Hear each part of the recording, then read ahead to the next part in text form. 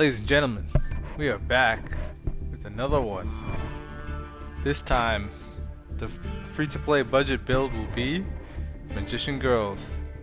As you can see, I've been busy creating some other decks, so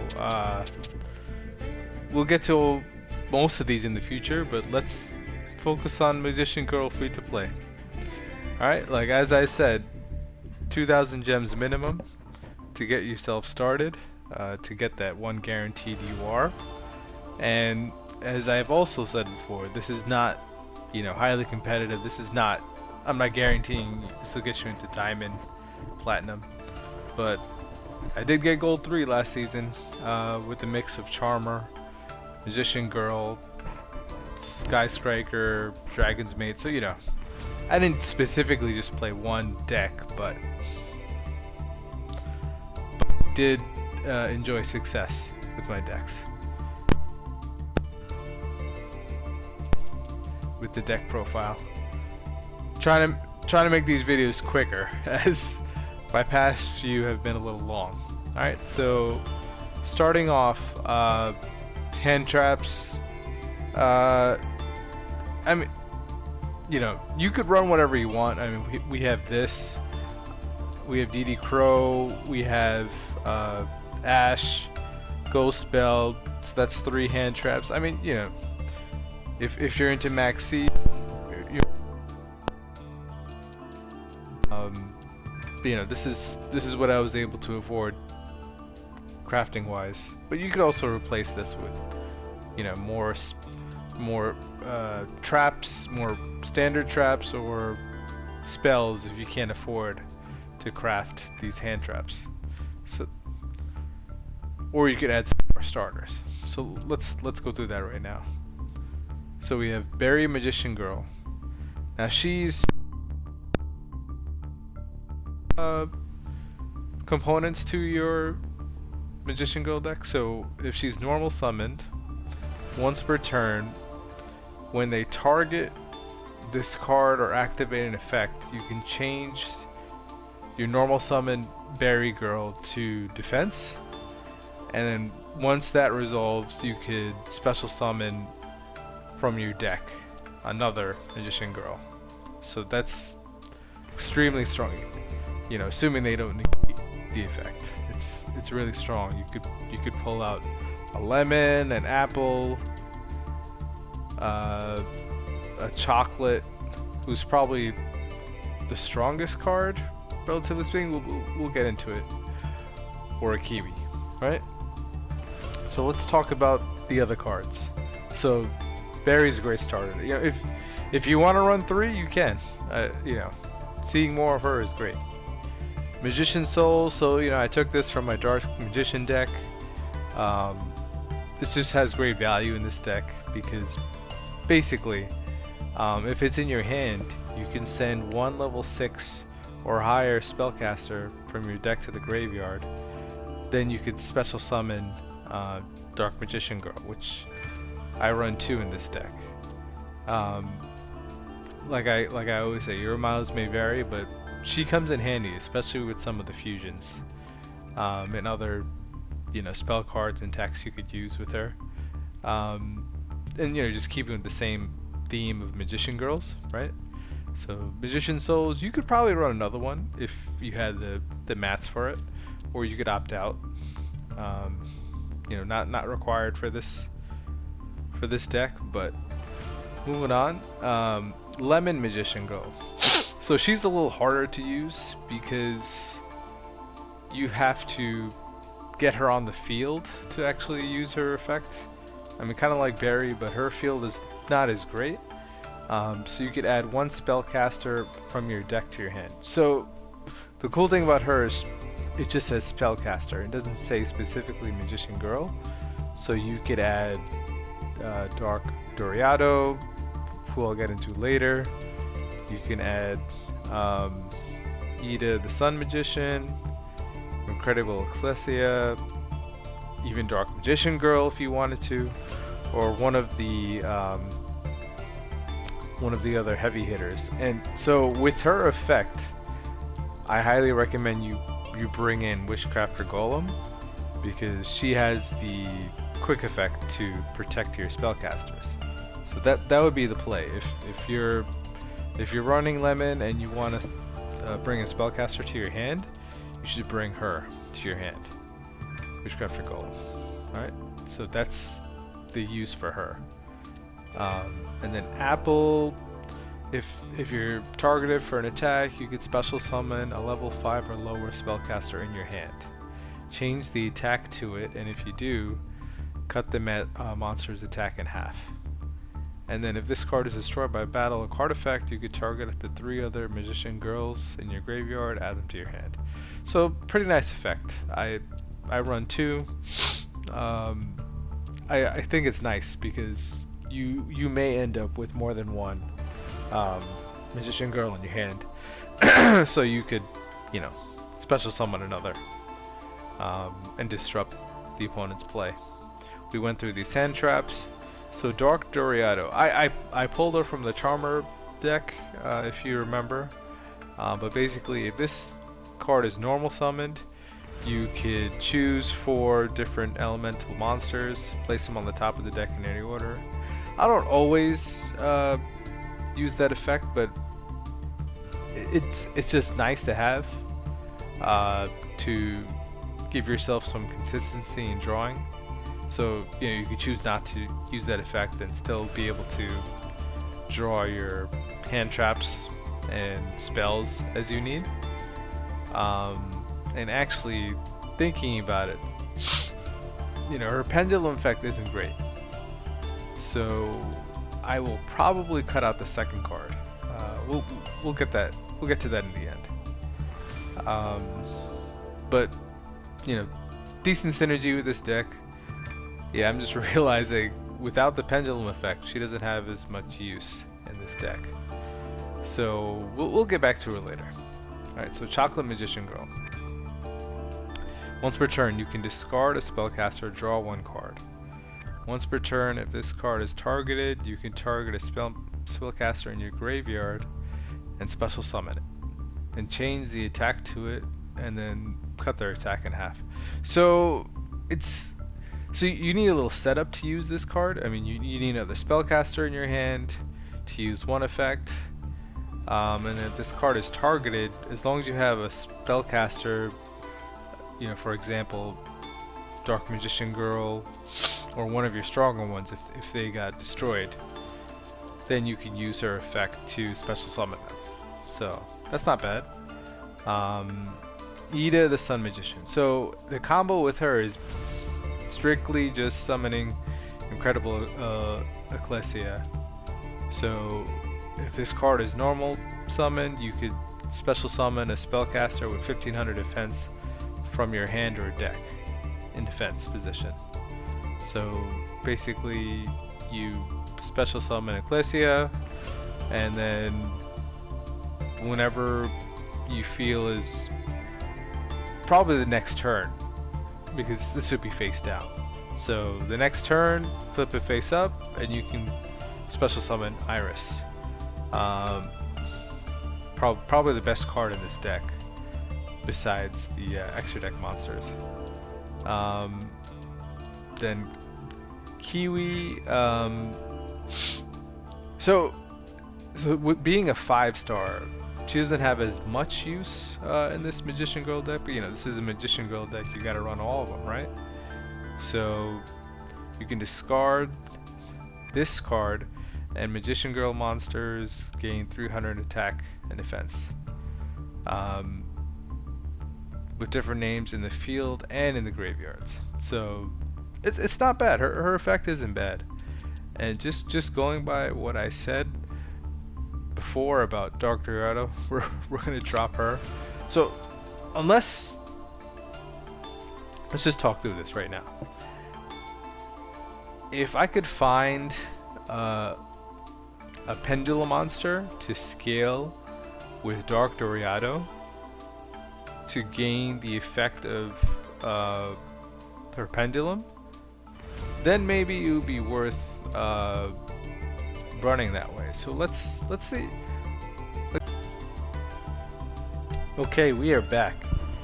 So to Pendulum scale with Dark Doriado to make use of her Pendulum effect, we're going to run. So I'm going to give you a few options. So this basically came from the Pendulum structure deck that was 1500 gems. But I'm only going to pick the normal or rare cards in here just to make it easier for you to craft. So here, oh no, not this one, Dragon Caller, right? So Dragon Caller. Once per turn, you can make this Dragon type, and you could utilize this for a fusion. If this card battles a Dragon type, it doubles its attack. And once per turn, you could target a face-up monster, it becomes Dragon type until the end of your opponent's turn. So that's very situational uses, but basically, if you are running a Dragon fusion in your deck, say like a Dragon Knight, you can make use of this card, a normal card.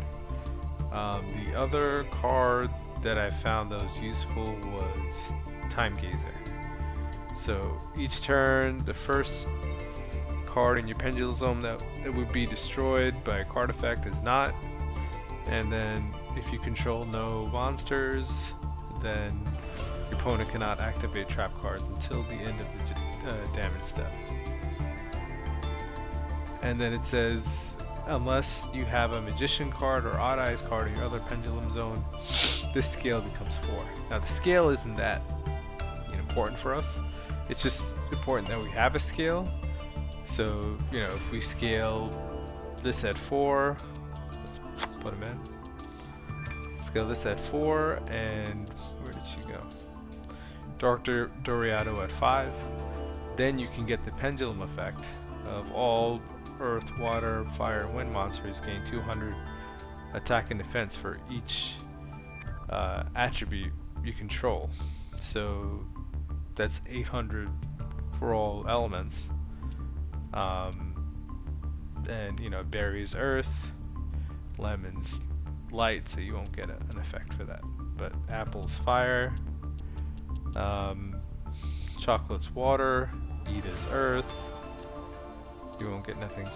You won't get anything from Ecclesia, but Kiwi's wind. And she's dark, so she doesn't really help. And these are light. But basically, if you're able to control a few of the magicians at the same time while the scale is up, then you get 200 attack and defense each. So there you go. Obviously, this can be optimized more. I just kind of put this Pendulum scale in together right now. So this part of it will be a work in progress, but there's definitely potential here. Alright, let's get back to the rest of the deck profile. So we got our Kaiju here, easy to craft as a rare, has come in handy multiple times. So highly recommend you craft Kaiju for your deck. From solo mode, solo,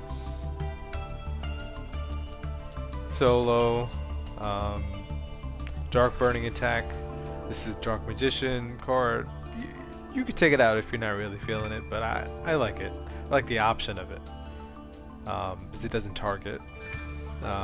Fusion Summon from banishing fusion materials on your field or graveyard. This is really cool because basically this, well, I can't search this, but when you draw it, you will have a chance of getting this guy.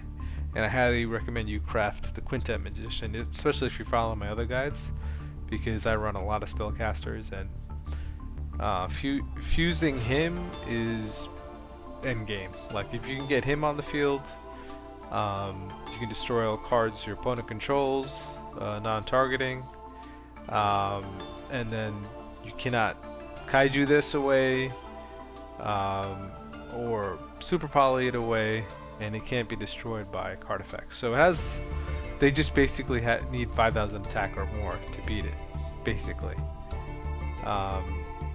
So this is your boss monster for Magician Girl. We can get into the others, but let's just go through the rest of the cards. So I talked about Golem. Highly recommend you craft for her quick effect to protect Spellcaster once per turn. Irish Old Soul is just a beast. I definitely recommend you craft her too, just the synergy with Ecclesia. I always end up summoning her somehow, so highly effective. Moving on, Lightning Storm, I believe I crafted. This is strong. Or did this come from solo mode? Not 100% on that one. Pot of Prosperity, I definitely crafted, and this has saved me at least once. Just because, you know, the extra deck isn't that essential to this build, besides, you know, Quintet and maybe like, you know, Access Code and Celine, and one of the Charmers that we'll get into. So, you know, you could just, you know, pull a Kaiju if you need it, or pull a Fusion card, you know, just whatever you need to help you win the match. Magician's Right Hand, it's just a nice spell card since we're running Spellcaster monsters. I always run a Mystical Space Typhoon. I highly recommend you do as well. It's just, you know, that one field spell that's, you know, screwing up the duel. You just take it out. Forbidden Droplet, I got this from the pack. Highly recommend you get this, or Infinite Impermanence, you know, just something to break the board. And then I crafted a bunch of traps. Well, this one is from the pack. No, actually. I actually got this through a secret pack. So, yeah, you can craft whatever you like. I have a bunch of traps in here. It just helps because there's not that much power in the monsters here, and you know, I'll show you a gameplay example. But these traps are they just help. Bottomless trap hole, you could add more trap holes. Magician's Circle, you could special summon a Spellcaster with 2000 or less, which is basically all my Spellcasters except for Golem and Iris. I got a Deep Dark Trap Hole, Gaga Shield for your Spellcaster monster, Mirror Force, Lost Wind. This has come in handy so many times, so I highly recommend you craft the Lost Wind for negating monster effects. Evenly match this. So this is basically your DPE counter. You know, basically like you try and remove DP from the field, and he removes himself or another card. And this could cancel that out. So evenly it just helps if you could squeeze it in. Blackhorn, I mean, you could replace this with something else. I just crafted a bunch of traps. This, as I mentioned, is from a pack. You could put anything else in here, but Solemn type cards are always great. And Fiendish Chain just to negate effect monsters. You know, I don't always get to pull one of these cards, but when I do, they always come in handy. So run some spells and traps that you feel work for you. And then, you know, fusion wise, the Dark Magicians, this is just nice because it synergizes with Magician Girl, Dark Magician Girl. We just spoke about the Quintet. This is your boss monster. And then I have a few generic, you know, Spellcaster type extra deck monsters. We got she doesn't really have an effect. You can attach one material and target one level 4 in your graveyard and add it to your hand. So, you know, minor effect. Artemis, if you can ever get linking from just one level 4 Spellcaster. Crowley, you could definitely replace because, you know, he belongs in the Magistus deck. But he doesn't have an effect where you could special summon a level 5 without tributing, so that's nice. If you ever get into that situation, which I haven't yet. Then you have the Charmers, which are easy to summon in this deck. I usually end up summoning the Light Monster because we have a bunch of those in this deck. So then from there you could steal a Light Monster on the opponent's side. You know, once Dark comes, the Dark Charmer, once he comes, we're gonna be able to steal Dark Monsters. That's gonna be really strong. Because, you know, half the decks in this game are dark. Alright, and then we got Decode Talker. I'm pretty sure I got this from solo mode. Maybe solo mode, maybe I crafted. I definitely crafted Celine, or I got her from a secret pack. But I highly recommend you craft her because with our spellcasters, you can remove 3 spell counters based on the number of spells in either graveyard, and you can special summon a spellcaster from your hand or grave, and then from there you can go into Access Code Talker, or if you want, you know, Restalarger, but Access Code is too strong. So, you know, craft Celine, craft a level 4. I think I got this guy in a pack, and I crafted Access Code. So there you go. That's the whole deck. Let me show you some gameplay. This has obviously been running too long already. And as I mentioned, you know,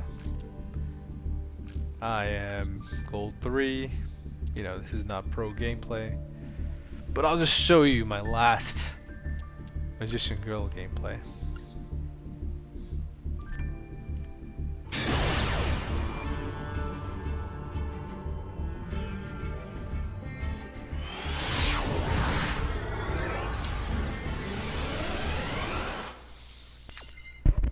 Alright. Here we go. So, this opponent was really nothing special. I honestly feel like he was a little too casual in this deck, in this duel. Let's just speed through this.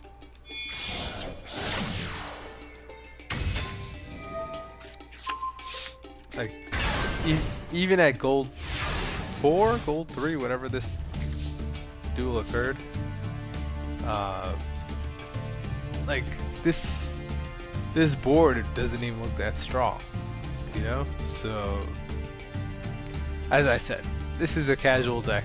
I'm not claiming that I have a super strong deck here, but yeah, let's show off my play. So I set my hole trap. I put Ecclesia on the field so I could bring out my Iris.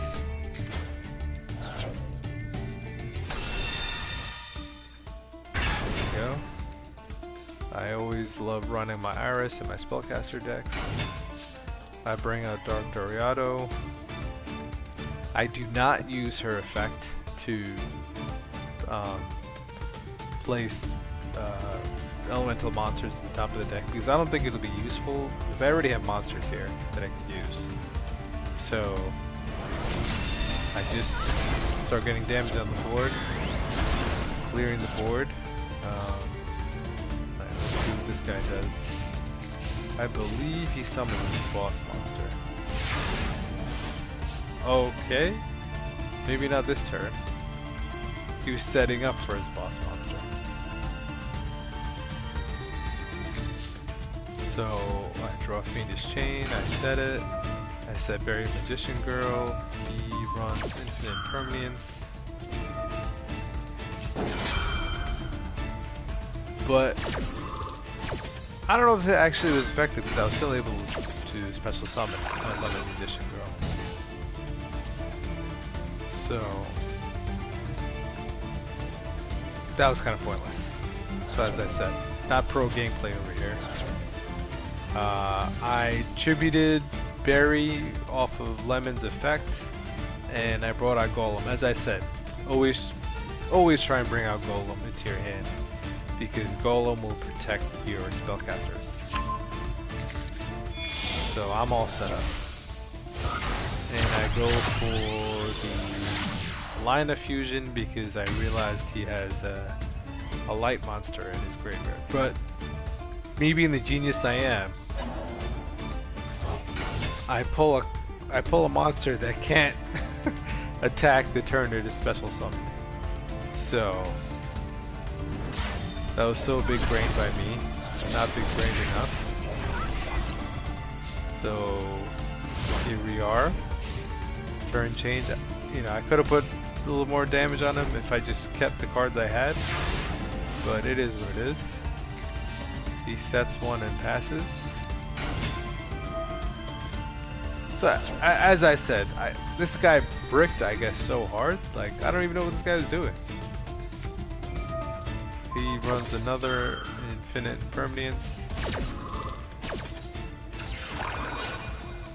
So I can't run Chocolate's effect, but that's game. Sorry, there wasn't much to show there. But you know, you could see the interactions between the Magician Girls, right? So that is basically Magician Girls. I hope in the future I could get some Quintet Magician gameplay, but I will keep posting content. I'm hoping to showcase some of my duels, especially with my Charmer deck.